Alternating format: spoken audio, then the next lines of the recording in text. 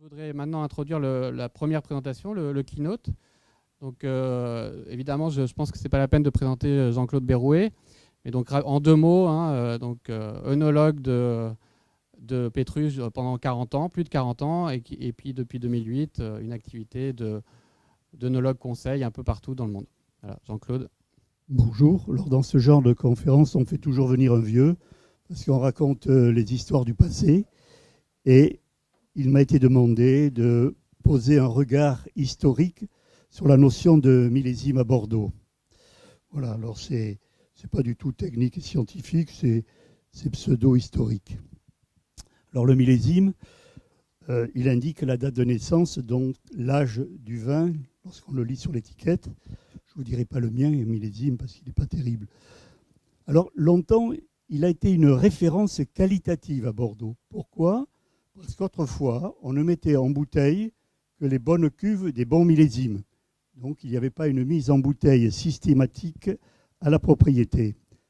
Sachant qu'à Bordeaux, on produisait beaucoup plus de blanc que de rouge.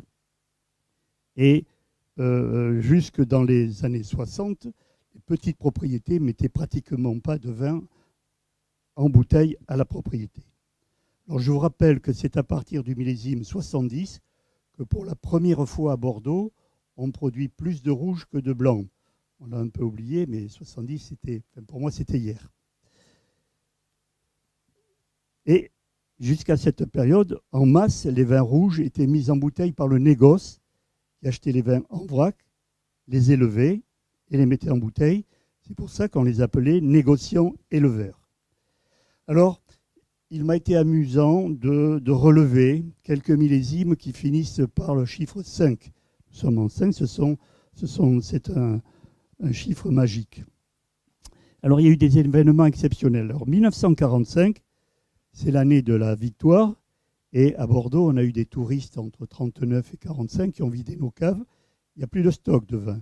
Donc, l'ensemble de la filière vitivinicole va mettre ce 45 en bouteille. On va trouver des 45 relativement facilement.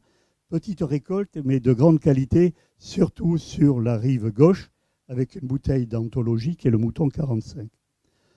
10 ans après, il y a le 55. C'est une très grosse récolte, de très grande qualité, et elle suit une période d'une crise économique. Il y a beaucoup de stocks à la propriété. Et les vins se vendent difficilement.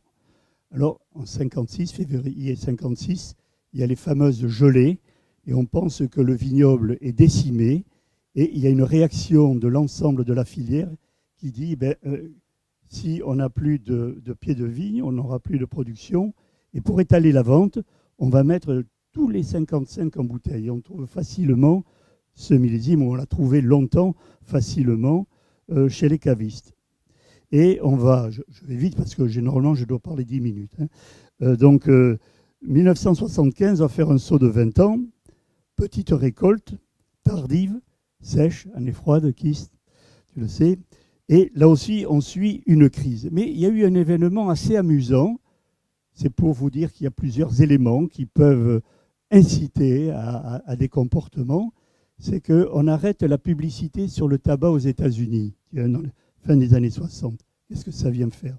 Mais il se trouve qu'il y a un grand cigarettier qui va créer une maison de négoce avec un acheteur qui va devenir célèbre.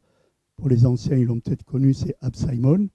Et ils viennent à Bordeaux et ils achètent les grands crus de 70. Ils achètent presque tous les premiers, tous les grands crus classés. Mais des quantités énormes. Ils achètent 71. Les cours augmentent. Ils achètent 72. Les cours augmentent. Petit millésime sur le plan qualitatif, mais en production relativement importante. Et arrive le millésime 73, grosse production. On produit presque 80 millions d'hectolitres en France. L'Italie, 80 millions, 160, on produit presque la moitié de la production mondiale. C'est l'effondrement des cours. Ensuite, il y a le scandale des vins de Bordeaux, la crise pétrolière. Ce qui fait que l'effondrement des cours des 72 fait disparaître pratiquement tout le négoce traditionnel bordelais. Cruz, Calvé, Deleuze, Delors, Ginesté disparaissent. Ce qui fait qu'il n'y a plus d'interlocuteurs vis-à-vis de la propriété pour acheter les vins en vrac à la propriété. Ce qui fait qu'à partir du millésime 75, alors je vous rappelle qu'en 70, on commence à produire plus de rouge que de blanc, et aujourd'hui, je vous rappelle qu'on produit à peu près 88% de rouge, donc pour 12% de blanc, eh bien la propriété va commencer à prendre l'habitude de mettre le vin en bouteille à la propriété. Ce qui veut dire qu'à partir de ce millésime, le millésime devient une référence climatique. Et c'est ceci sur l'ensemble des appellations. Donc j'essaie Alors après, bien sûr, on peut raconter de belles histoires à travers ces millésimes, les années chaudes, les années froides, les précoces, les tardives, les humides, etc. Ça nous permet d'agrémenter, lorsqu'on déguste, en dehors du sol, des cépages, des comportements viticoles, mais l'aspect climatique qui, lui, fait partie, évidemment, du terroir d'une manière ponctuelle, parce que c'est la variabilité annuelle.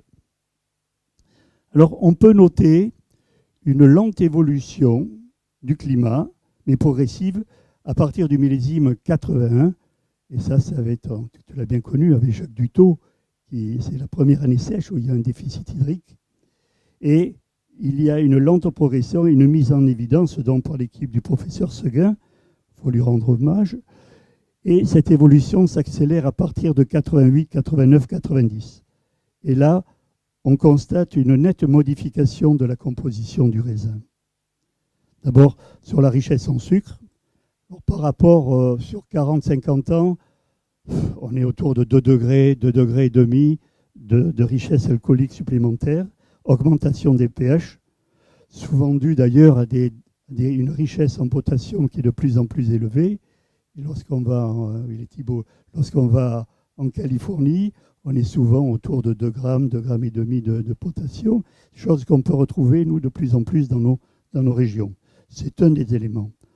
Alors, on a donc déformé un peu, on a une matière première qui est complètement différente, mais qui est accentuée par des comportements viticoles qui ne vont pas dans le bon sens d'une certaine manière, puisqu'ils accentuent cette dérive, avec les vendanges en verre, je vous les cite en vrac parce que ça va être redit par d'autres experts, les effeuillages, on en a parlé à midi, là, il y a des spécialistes là, qui viennent de Suisse, la date de récolte qui est de plus en plus tardive, la sélection parcellaire, la sélection clonale, et Jean-Michel Boursicot, là, il en a parlé l'an dernier. Et les conséquences se manifestent sur 2 plans. Alors d'abord sur un plan hygiénique. Et dans le cadre de la législation, et en plus, vous savez que le vin est mis au banc des accusés par la NPA, l'ancienne Ligue anti-alcoolique, il sera difficile de se défendre comme boisson hygiénique si on présente des vins avec des degrés d'alcool de 15, parfois au-delà de 15, comme cela peut arriver de temps en temps. Également, sur le plan organoleptique, les vins ont une dérive un peu solaire, un peu méditerranéenne, avec parfois une disparition dans certains vins de l'identité bordelaise qui a quand même fait la gloire des grands vins dits classiques. Alors, si la technique a permis de mieux maîtriser la matière première, nous n'avons pas, il faut quand même le rappeler, Gérard Seguin me le rappelait toujours, nous n'avons jamais retrouvé des années climatiques aussi pénalisantes. Alors je cite 56, bien entendu, là je l'ai. Il faut parler de 63, 65, 68, 74, 77, 84 pardon, et 91, où il y a eu des gelées printanières. Alors, je ne suis pas compétent pour vous dire si nous vivons réellement un changement climatique définitif ou s'il est périodique. Alors, moi, il y a un livre qui a été mon livre de chevet pendant longtemps. C'est le livre de Leroy-Ladurie, 1000 ans de climatologie. Et pour lui, il y aurait des cycles de 400 ans. Donc, je crois que dans 2 siècles, on pourrait faire une petite réunion à nouveau pour voir s'il a raison ou pas. Je te le soumets. Là, ça serait intéressant. Alors, s'il faut se préparer à cette éventualité, les pistes ne sont pas très nombreuses. Alors, on parle toujours de nouveaux cépages. Alors, il y a les cépages d'avant le phylloxéra et d'après le phylloxéra. Avant le phylloxéra, il y avait une grande diversité de cépages. Et Jean Cordeau, du temps où il était responsable du secteur viticole à la Chambre des cultures, a essayé d'inventorier tous les cépages rouges existants à Bordeaux. Si je parie un jambon, si vous le trouvez, il en a trouvé 71. Donc on avait une diversité dans le cépagement qui était énorme. Et dans le Libournais, le cépage roi était le Pressac, donc le Côte, le Malbec, et on parlait très peu du Merlot. Et dans toute l'histoire ampélologique du XIXe siècle et la grande littérature, on voit que la compilation a des dangers, parce qu'il y avait plus de Merlot qu'on ne le pensait. Je ne pense pas que ce soit le Saint-Esprit qui nous ait permis de le planter dans le Libournais. Et moi, ce qui me fascine, c'est que, bon, je vais prendre l'exemple de Pétrus, il est créé à peu près en 1885-1886, 100% de Merlot, greffé sur du Ripari à Gloire de Montpellier, densité de plantation 6500 pieds. Et moi, je suis fasciné par l'intelligence pratique des viticulteurs et des techniciens de l'époque qui ont su s'adapter et créer des vignobles qui correspondent exactement à ceux qui nous permettent de faire des vins de qualité.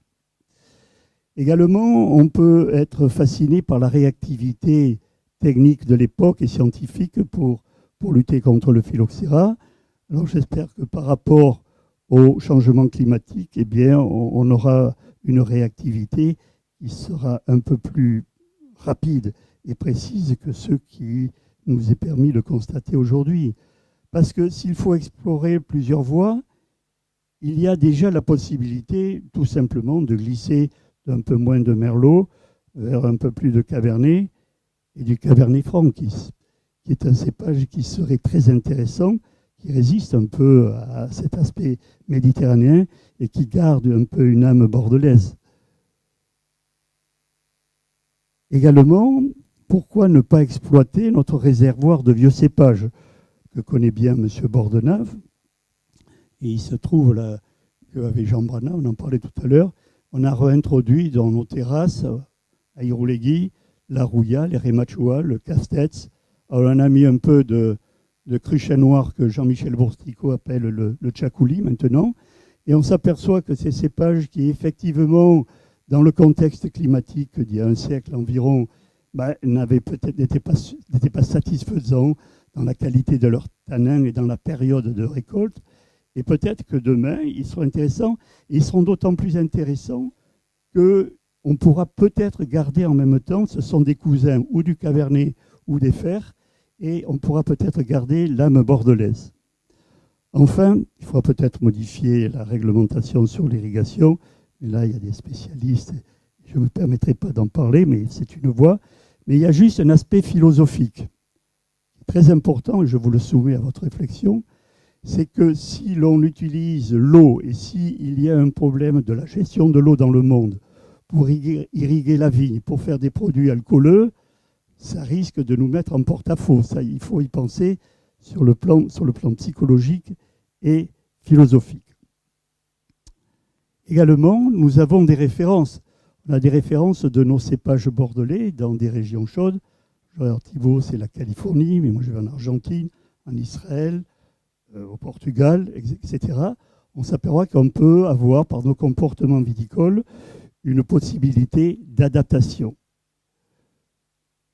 Je vais arrêter là parce que là, ça fait mal. Donc, toutes ces voies qui sont mises à notre disposition, vous les techniciens, vous allez avoir le temps de les expérimenter. Mais je conclurai simplement par le fléau, c'est le degré alcoolique. Eh bien, si on peut trouver des souches de levure qui ont un rendement faible en alcool, déjà, on aura répondu en partie à notre problématique.